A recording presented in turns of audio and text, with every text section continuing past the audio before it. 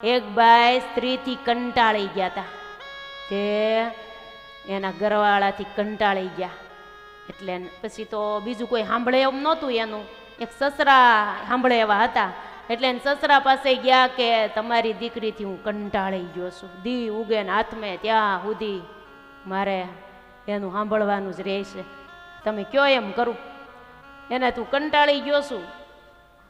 ત્યારે એના સસરાએ જવાબ દીધો, શું કીધું, મારી દીકરીથી કંટાળી હું કામ ગયા, તમે આમ ખબરદાર થઈને જીવન જીવો, કેમ કે તમારી પાસે મેં એક જ પીસ મોકલ્યું છે, આખો તાકો હું હાસું છું, મારે હું કેટલી ઉપાધિ હશે, મારું જ જોવો. સમજાઈ ગયું?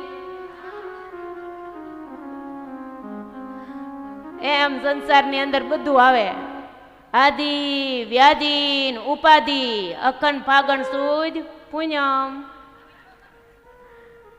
પણ ભગવાન ઓળખાણા હોય તો સંસાર છે ઈ પણ આપણને સુખરૂપ પણ થઈ જતો હોય. માટે સુખનો અને દુઃખનો સરવાળો એટલે સંસાર, સુખ દુઃખનો સરવાળો.